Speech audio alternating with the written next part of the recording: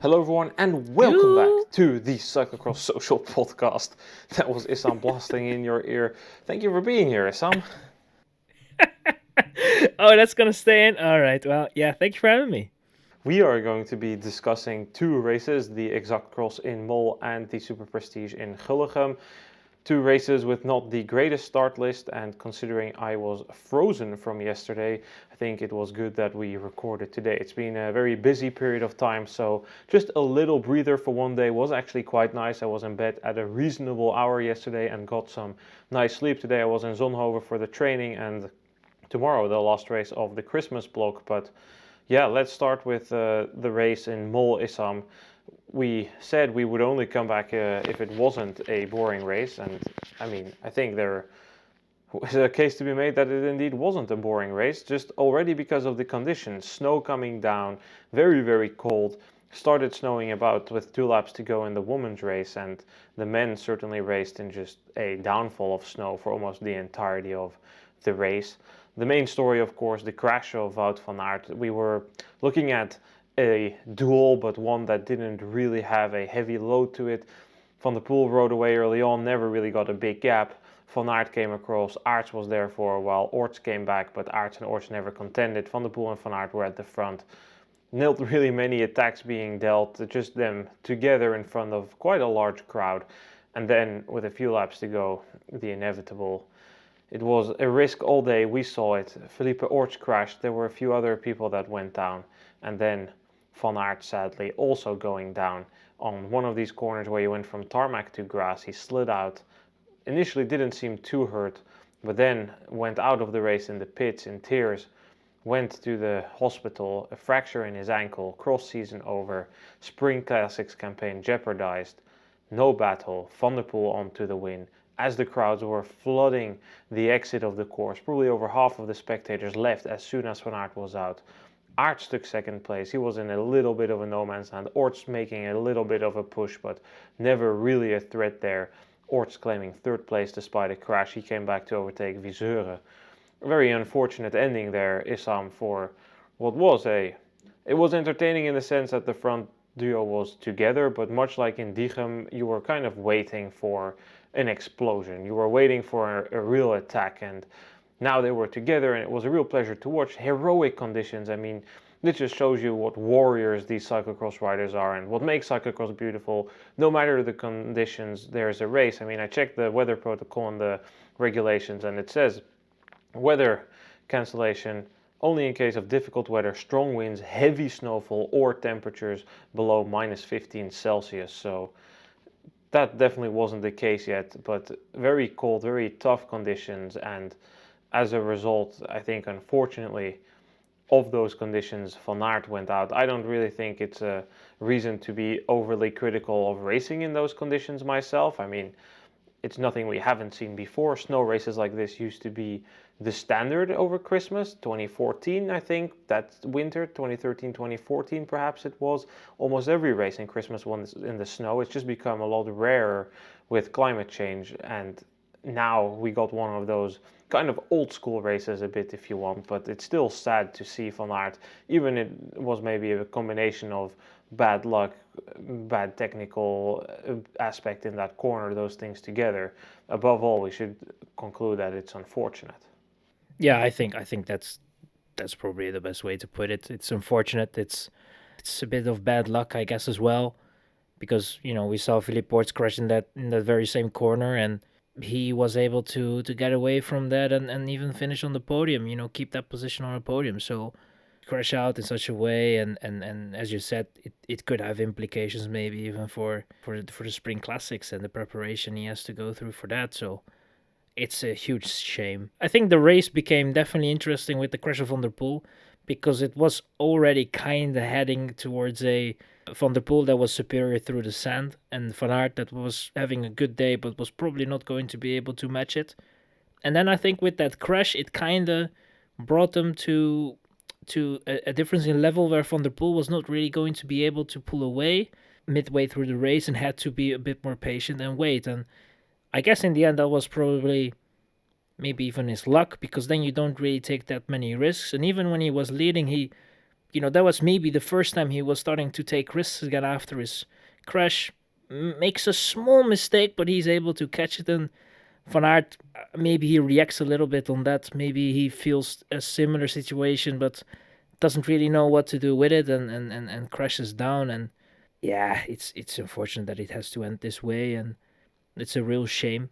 It is what it is, and hopefully he can have a speedy recovery, and we'll still see him in the Spring Classics because I really wish we can have a Van Aert that can actually get through a preparation towards a goal that he has and without any issues. So hopefully that will be all be good. But I think the racing itself in the snow is great. I think the main issue that we have in cyclocross at the moment is the aftermath of a race. When you're done with such a race and you have to be taken care of, which, I mean, you would expect that in a professional sport. You're kind of ready for everything, especially when you kind of know that it could be a day where it's going to be snowing. And you have the facilities of nothing, really. I mean, you see a Van der Poel that crosses the line, is completely caught by the cold, is it's almost insufferable suffering which is going through. Barely anything that he can do to heat himself up. He has to find things himself. The facilities are not up to date. And if you are someone that is outside of the top three, well, it's even gonna be even worse because you have to get yourself to the camper. Maybe there's not even a jacket for you ready at that point. Sometimes it is. The soigneurs definitely do their best in that regard. I don't really want to. That's not really the point that I want to make here. Criticize the soigneurs because they do a hell of a job most of the time. The facilities are just off. The 15 degrees and the minus 50 degrees, and that you at that point are looking into canceling a race. I think that is fair because cyclocross is kind of an extreme sport in a sense. But there also has to be looked at in such a race of the stature that we are having. Sure, it's an exactros, but you kind of know what I mean. These type of races need to have facilities to make sure that the riders are being taken care of after a race, even if it's just a heater and they can find some warmth before they have to go to the camper, or I don't know, but there has to be something in place. And I think the riders were also kind of maybe overwhelmed by it, and Viseur not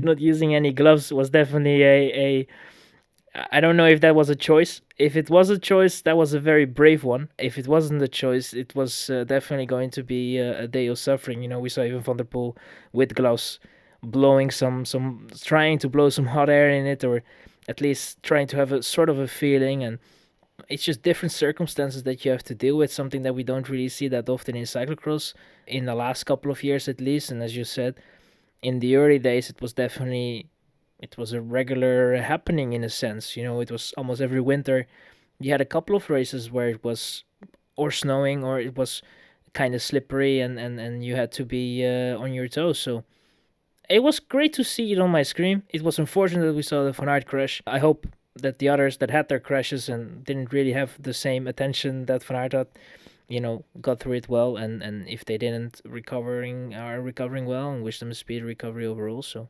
yeah, I think it was great to watch the snow. I always need to think back of the 1999 World Championships in Poprad, where it was so cold that they put petrol on the course and lit it on fire in the morning just to make it rideable. Like, cyclocross is a winter sport, so I think in many senses we should be willing to race in these conditions, and I don't feel that much for the people that say we shouldn't. I don't really have any real perspective for that, because like you say, we should be prepared for these cold conditions as a sport. I mean, no heater in the tent after the finish is just absolutely unacceptable. It makes no sense whatsoever. And at the World Cup they at least have the truck nowadays, but there should be something for them. And a lot of it also is the clothing decisions of the riders. I mean, you say Viseur without gloves. Corses, he was having a really good race, and Corses is such a skilled rider in the sand and everything. But Jordi Corses wasn't even wearing a base layer under the skin suit. Like, just in your regular Lycra skin suit. There are thermal skin suits you can wear for these conditions. I mean, if cross-country skiers and stuff can be clothed warmly in a similar Lycra, then yeah, it's I just don't really get the decisions that are made by riders, but also, like you say, there's no jacket. I mean, I'm here with the Eurocross Academy. We had two three riders that were racing in the snow in the women's elite category, junior woman, and one made the finish, and the others were pulled with one to go. And well, there were more, but they got pulled with 2 laps to go, so they didn't really race in the snow. But the point I want to make is at the finish line, they have a jacket ready, and 10 seconds after she crossed the line, she gets a jacket from the Soignier, a thick winter jacket. She gets her cyclocross pants, the zip pants, and she rolls to the camper, warms up in the camper, does a short cool down. Like, I don't understand why this, which is normal in all these other winter sports, in cycling, meanwhile, we're just acting like it's the same as the Tour de France. And the riders that cross the line in Paris-Nice will get the same stuff in 12, 13 degrees Celsius as the riders here are getting in -2 Celsius with snow. For the woman, like no gloves and those things, you can excuse it because it came at the end of the race. It was unexpected. There was quite a dramatic shift of weather. Although at the start of the race, everyone was looking at those clouds in the distance and saying, yeah, that could snow. There has been snow in the Netherlands overnight. But then you can at least say, well, there are 7 laps or 6 laps and you don't start with gloves, you're going to overheat. All those fair points. But again, like there's so much more you can do. Why are we looking at road cycling for a comparison when there are so many winter sports that serve as a much better comparison? So we can do better to race in these conditions, and perhaps we've just grown accustomed to the fact that we don't really race in these conditions anymore, and therefore we are less prepared. But if you think back about the anecdotes from back in the day about shoving a glove down the chamois to keep it warm down there, pouring some stuff over your legs, like even the old-fashioned cream you put on that really opens up the systems, the massage oil before the race on the legs, like that's not really used that much anymore, and those were things that were used a lot to stay warm. So definitely a tough day out there, especially in such a cold period or such a tough period, and then the risk of illness is always luring around the corner.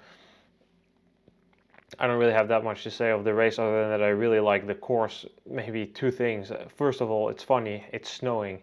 And then, of course, there has to be a Czech finding his way to the top 10. Michal Boros finishing 8th, 34 years old, turning for 34 this year. And then, yeah, there were quite some DNFs. Like I said, Korses pulled out of the race. Hendricks was out of the race. Van der Bos out of the race. Van Aert, obviously, but Clément Horny out.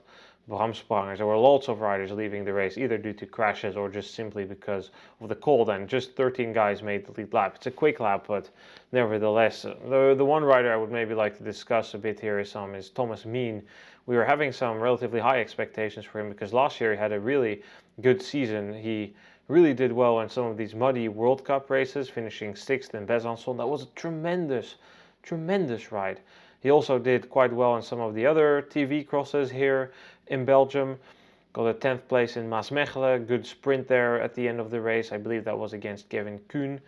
That was a good series of races that he put in, but this year he's not been remotely close to replicate that. This is the first time his name is on the screen, and by the virtue of the start list not being good, he's won a bunch of races in the UK, but over here in Belgium, where it really matters, it's not been that good. He's finishing in the 20s and 30s of a World Cup. I don't think this was the season he had been hoping for, and I just wonder how good has his seasonal planning been. He's raced maybe 30 times already this season, started his season all the way in September in the UK, hunting those points, racing those National Series races early on, trying to come over here, and then so much racing. I mean, I just think that has to take a toll, and perhaps is the reason why this year he's not being able to perform at the crunch time of the season. If you look at the results overall, and yeah, you cannot have a great feeling about that, and it's a shame because if you look at last year and this year is just underwhelming. It's definitely not on the level where he should have been at. So yeah, I if you look at the planning, indeed, that could definitely maybe play a role.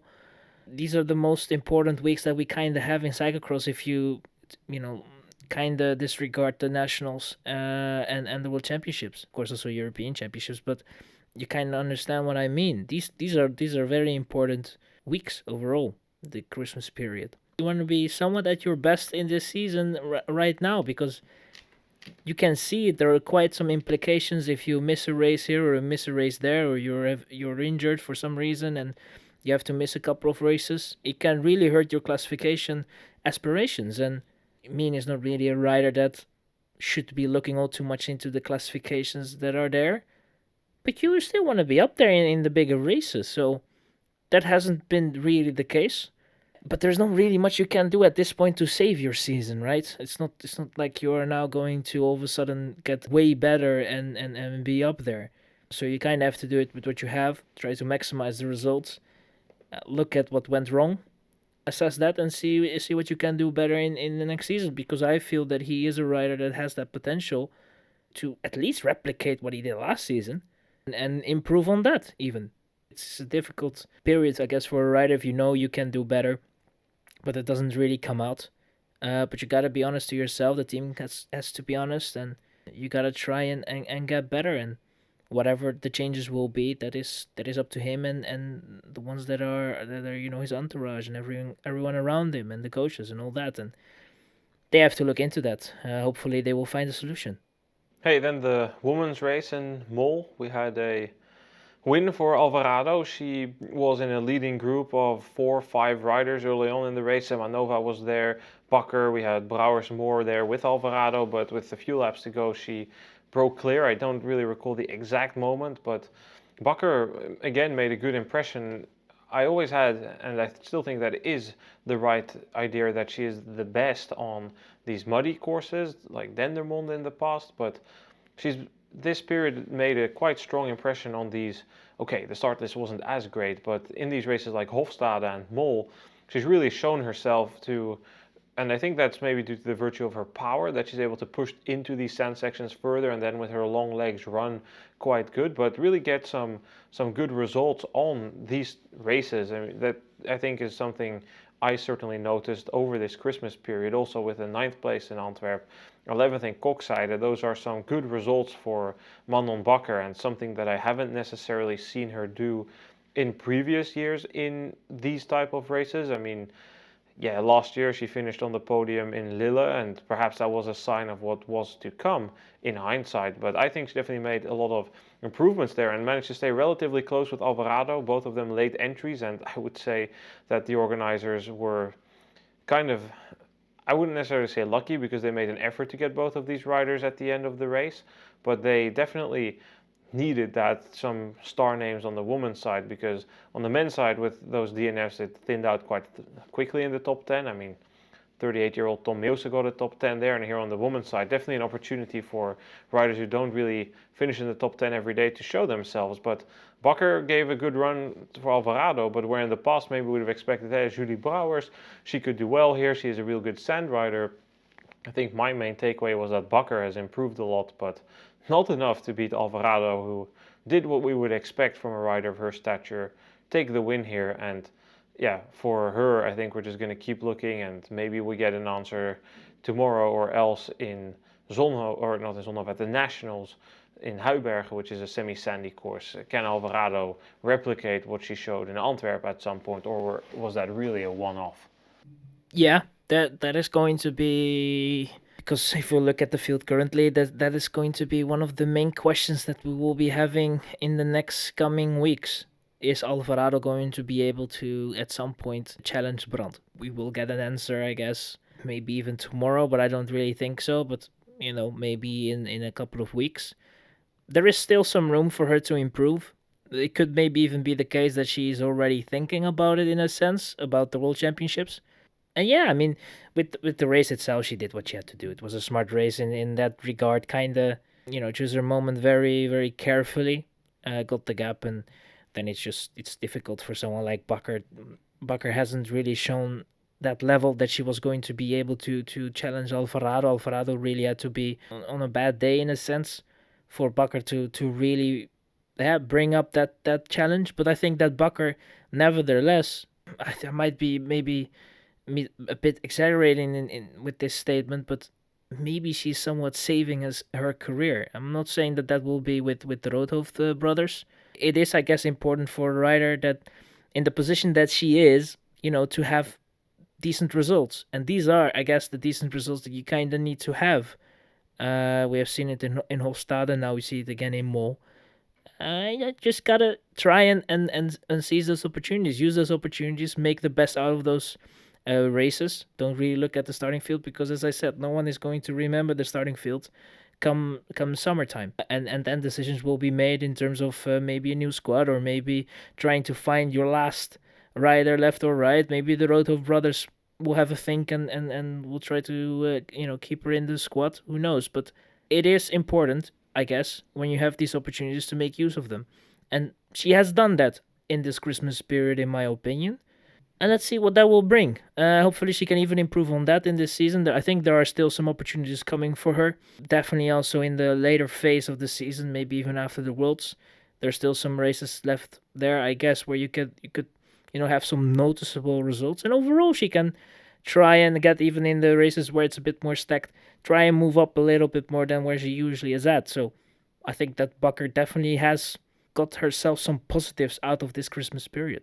Certainly, and for her, even if she would have to leave the team, I hope.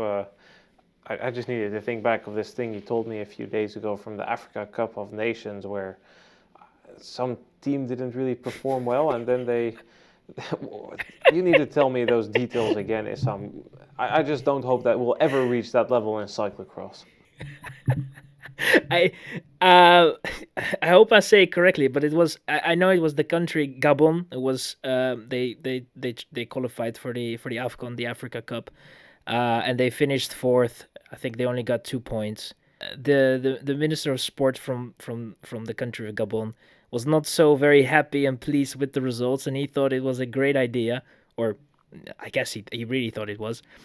So he basically dismissed the entire staff. They are out of work, out of business, and the squad itself was also dismissed. And two of the riders were two of the players, riders. I'm really in cyclocross at this moment, but two of the players were also banned from playing ever again for Gabon. One of the names was Aubameyang, and it, I mean, Manon Bakker, I think if I have you're to, never allowed to race for the Roto brothers ever again. Ryan Kamp, you're out. I think if there is one guy that I would see be capable of doing that in cyclocross, it might be Mette Penning. But Yeah, the Minister of Sports of Belgium. You didn't work good enough for Wout van Aert. yeah, Mol, you're never allowed to organize a cyclocross race again. He crashed because of you. No, you're out. you're out. You're No, but fired. it's Released. it's Staff fired. It's a crazy story, but well, yeah. maybe just 2 more points from Mol about Morse and Zemanova. I think both of them rode plenty strong. They have plenty of power, but they need to work on their sand skills a bit more. They, at pit 1, had quite some problems, especially Morse. I saw a number of times struggling there. So that is something to work on. We know Morse is a more powerful rider. Came in from handball just a few years ago. Discovered by Tom de Kort here in the forest of Lichtaert, close to where I'm staying. So that's definitely the thing to work on for them. And I want to say, Bloemen Kalis, maybe not a name you would really expect to hear from me all too much, but I think she's quite secretly having a good season. We've mentioned her a number of times early on in the season when the start lists also weren't great. She got a number of top 10s. I remember in Heerde she was in the top 10. She really overperformed at the European Championships under 23. Yes, again, not everyone was there, but she's made tremendous steps forward and again showed that in Mol with a 7th place. That's a really good rider. She's a second year under 23. She has never been one of the biggest talents, but has really surpassed a lot of riders in her development over the last couple of years and is doing really good racing for Velpro. She could potentially make some more steps, and I don't know what then her ceiling is. I don't think that I really have a clear indication of that now, but I just wanted to say that I've definitely been noticing her development this season. Let's then move to Gullegem today. Not as much snow, but definitely also snowy conditions. It got slipperier and slipperier throughout the day of racing, but in the women's race we had a battle between two, Norbert Ribeiro and Amandine Foucounet. They were duking it out for the win, Foucounet leading the charge, but in the end it was quite interesting to see what made the difference for Foucounet at her Poel South debut. she rode away through the sand, not something that she normally excels in. Riberold needed to get off the bike. Foucounet with a flawless passage in the penultimate lap went away to take victory. Great start for her Poel career. In the end, they got the jersey ready. I'd been told that they were looking for a unbranded jersey in Loenhout, but they got it fixed, thankfully. She has one more opportunity to showcase that before she defends it in France, in Troyes next week. Great course down there, remember that from the World Cup. But Foucounet with the win, Riberold second, Carrier third. What a ride by Carrier once again. We'll talk about that in a bit. But first, Foucounet, Issam. That move to Poel, I'm quite excited by it because she's already been strong, and technicalities in cross are things that she can still improve, even though that today it seemed fine. But the fact that she'll now get to work with skills coaches and that she's going to probably move to Belgium next cyclocross season and really join those week trainings to really commit, I just think is exciting because, yeah, she's been around for a number of years. Yeah, she's 25, but there's still plenty to improve, and I think that's so exciting for me about the move. It's been a while since Poel Sousa. I read somewhere that it's been more than 10 years since they last had a non-Dutch Belgian elite on the team. And yeah, I just think that I'm quite excited. Yeah, Poel Sousa, we can have our reservations. She made some good points about the expectation pattern that Mette Penningen sometimes sets unjustly, but for this one, I'm quite optimistic. I'm quite excited. I think there's plenty more to come from Foucounet. Second Super Prestige win of the season. Exciting. Yes, you said something about the jersey, having the branded national championships champion jersey in a sense. I would say, unfortunately, that it was the case because those sponsors. I mean, it doesn't match with me. When I see them, it really hurts my eyes in a sense. But yeah, if I have to then be positive, I definitely think that she will probably get quite some support there, and it should normally be a step up from what she had before, and we will be able to see that most likely in her progress overall, and that could definitely mean that she will make a step. The question is really, what will the step be and how significant will it be?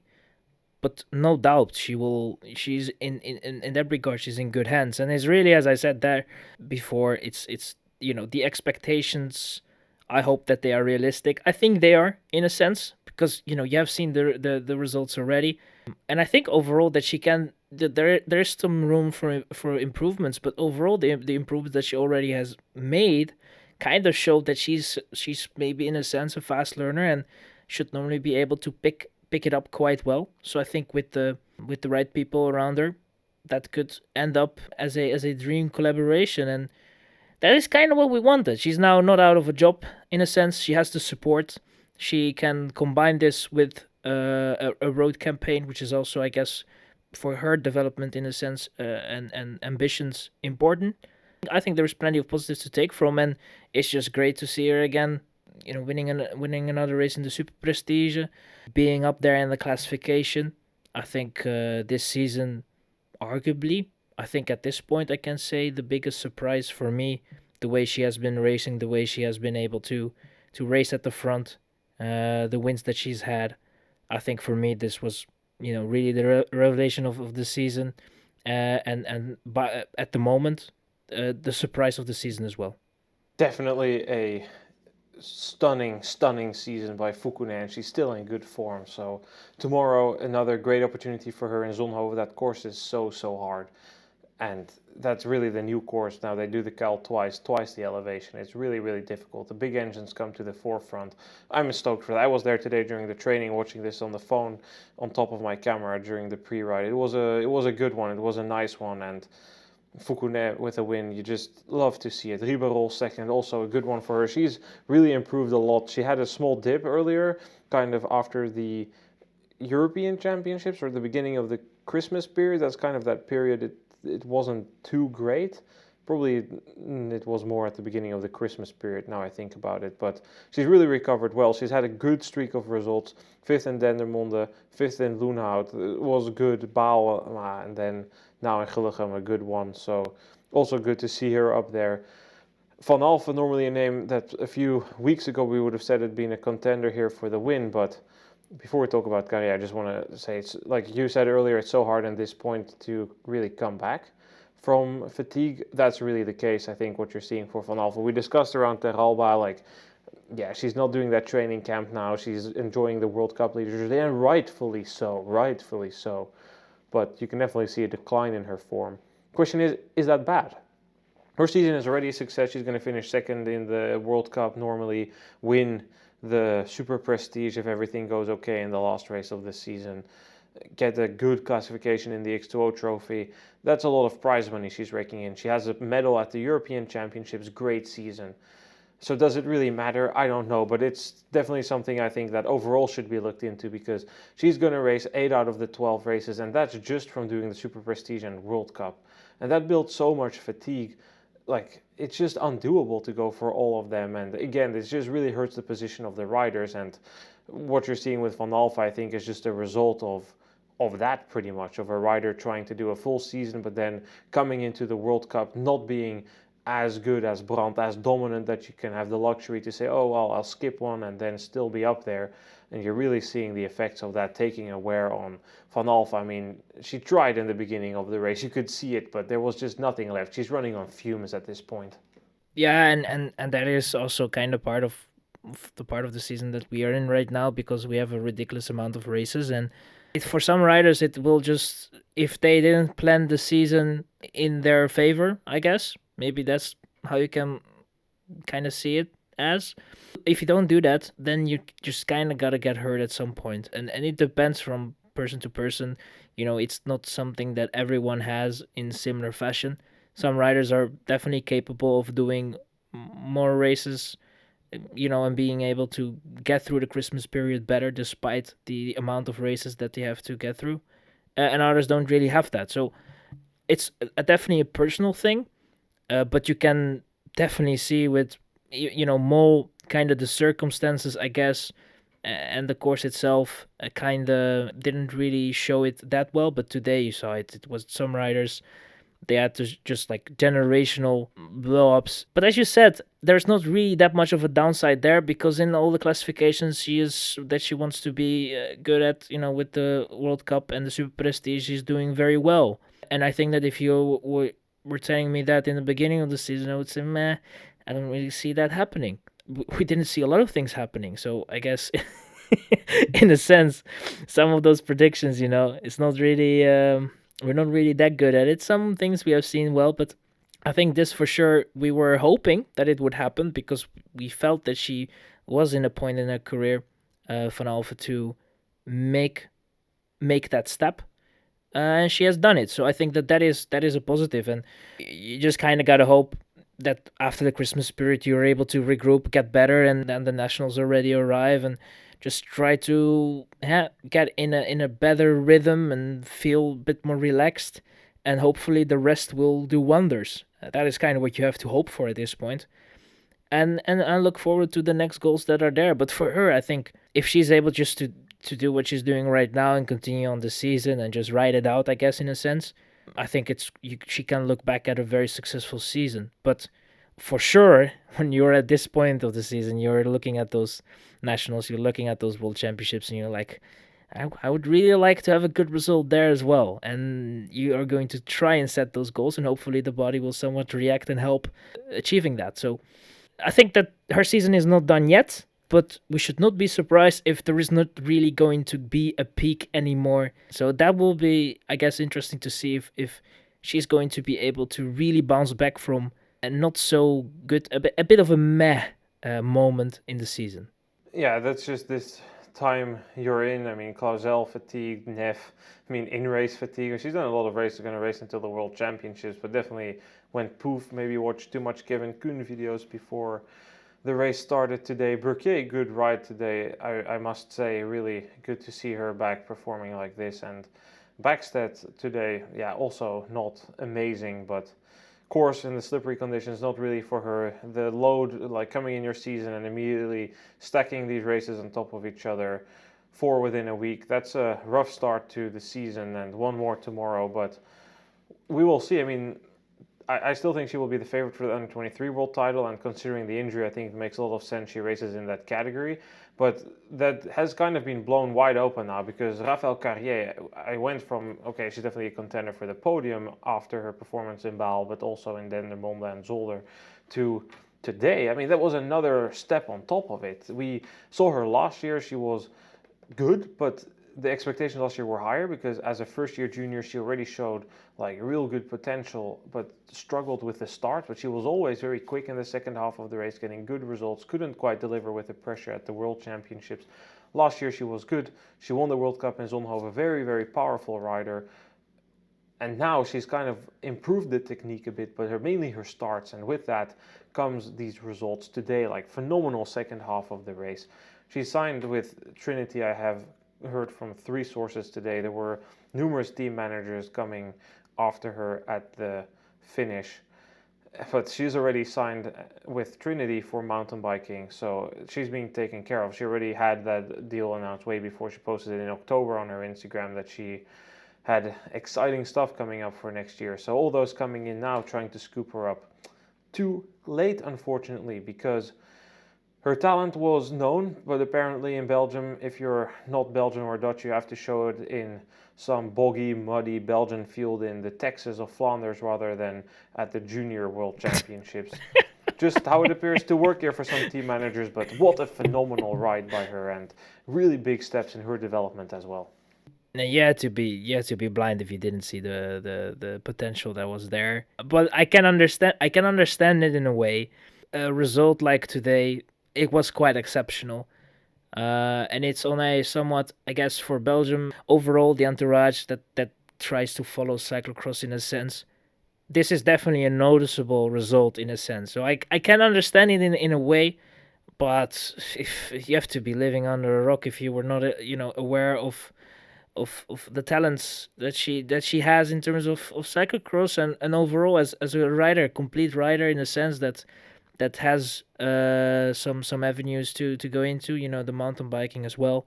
I think today was like a disgustingly good performance, and in good way, by the way. Being able to snatch that third place from Van Halve, I think that was peak. Great result overall, and these are definitely results that are more noticeable, I guess, for overall cyclocross watcher. So that's why I said in a sense as well that I'm not surprised that a result like today is like maybe comes somewhat out of the blue. But I have to say that I was mildly surprised that she was able to snatch third place, because I was thinking that she was maybe going to try and fight her way into a top 5, but I thought the podium was going to be maybe a bit too difficult. But the way she was able to charge through the field in the later phases of the race, at some point I was like, you have to reward yourself now with a podium at this point. Like, if you're not doing it, it's an opportunity missed, and she was able to snatch that opportunity and get the podium. So I think a very well deserved podium, and if that all comes out and it is indeed Trinity, then that is a good place to be at, and hopefully she can improve more and more also mountain biking and keep cyclocross in it as well, because potential is there and it was shown today. Definitely. And with that, we move to the final race we discussed, the men's race in Gullegem. Nice little battle there for the win. Changeable conditions. It got worse and worse as the race went on. And to me, we saw mainly Van Toerenhout pushing the pace in the second half of the race. Nieuwenhuis moving up from 6th place to the leading group. Couldn't quite keep that up. Viseur very eager in front of his home crowd. Maybe a little bit too deep in going for the win. He could probably have finished 2nd or 3rd if he had paced himself a little bit different, but he wanted to win. He's from the region. He really wanted to do well there. Couldn't quite make it stick. In the end, it was Niels van der Putte who took the win, and what made the difference today, it really appeared to be that bike change. He communicated earlier he wanted lower pressure, went in, took that bike, and from that point he went from, I think, 4th, 5th place, maybe 6 seconds down, and just he looked so comfortable with that lower pressure throughout the corners, and Van Toerenhout was really going hammer. We can be critical of that, but that's the style of Van Toerenhout. He doesn't have it in him to deliver one flaming lap. He needs 3 laps to really stack the fatigue. The attrition is what he needs. He needs to tire them. He needs to slowly but surely turn the screws around the thumbs, and at some point there's ow, ow, ow coming from the people behind them. But today he did that, but Van der Putte just had something special. He is a rider who has a good final lap once again today, but really his way that he was going through those corners in the final lap, that seemed to make the difference to me. Just a little bit quicker through all of them. And there are so many corners here. Just that extra grip, that extra traction that he had, that extra bit of exit speed. I mean, a lot of the time it's not even that much. I mean, it's, you talk about 10 or 20 centimeters on the entry of the corner that determines your exit speed, and Van der Putte on the tires seem to exactly be nailing that. Yeah, I think we, I can remember from the Diegem race that at least I was a bit critical of him, saying that he kind of, he threw away an opportunity. But I think today it was a very smart ride by Van der Putte, and he was calm. When Kuipers had that gap, he was the one that initiated the chase, saw the danger in that move, but he didn't overstep it. He was able to bridge the gap and get to Kuipers in a sensible manner. And that bike change definitely made a difference for him. I guess he was definitely more comfortable. And Van Torenhout, tried it, but he just didn't have it, and it was all there in that second kind of move that Van der Putte made, because he had that first move where he went off the bike, took the inside there, dismounted, took the inside there in that corner where you kind of have to go up and down again, and that was a very good move. Van Torenhout was able to get around him again, but then with that second move where he launched himself right before they took that downwards trajectory there after the bridge, there on the bridge, and it was, Van Torenhout knew he was cooked. He looked at him. I was like, I don't have an answer. I don't know what you expect from me, but I am not going to be able to answer that attack. And I'm happy for him, because you could definitely see that he was very excited to win.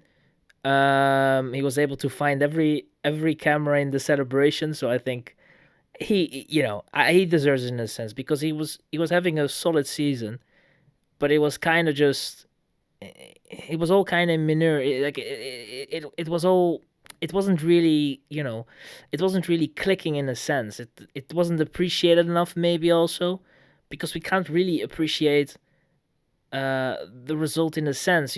Sure, the consistency was somewhat there in certain results, but it was just like, he was doing a lot of races, and you could see in some races that it costed him a little bit.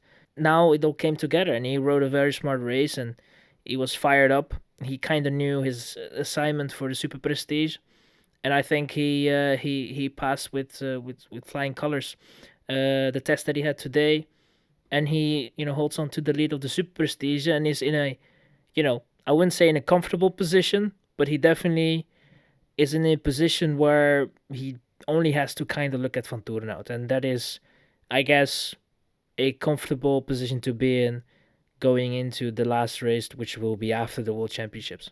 Certainly a good position to be in. And yeah, it's a good ride by him today. Like I said, that bike change really seemed to get it. Nieuwenhuis seems to be in fine form. We were questioning how his knee would hold, but it was quite good. And it's not been as good as we maybe hoped, but considering we thought his season was potentially over, definitely not something to be too dissatisfied about altogether.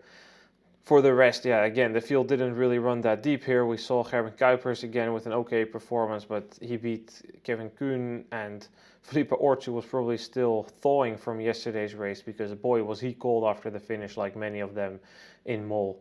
We'll see tomorrow. Zonhoven closer. It will be phenomenal. There will be big crowds. There's some potential for more snow. So, yeah, Issam, thank you so much for being here. Yeah, absolutely. I'm looking forward to tomorrow, and yeah, hopefully we will see some exciting racing. I have no doubt that it will be at least exciting. I don't know if the racing will be, but it will be fun, and we will, that will be the race that will close this very, very busy Christmas period, and I'm looking forward to it. So, yeah, thank you for having me. Thank you so much, everyone, for listening. You had 2 races today. Also learned a bit about the Africa Cup of Nations and how much pressure there is on there. For that, we can always count on Issam for his interesting side perspective. So thank you so much for the support. I can't believe I got people requesting a podcast yesterday and being, oh, please, no, one day no podcast. Are you okay? Yeah, I'm totally fine, guys. Don't worry about it. But sometimes taking a breather is quite nice. So Thanks everyone for listening. Really appreciate all the support this Christmas period. We are going to be back tomorrow with Zonhoven to close this off on the high. Thank you so much. Goodbye.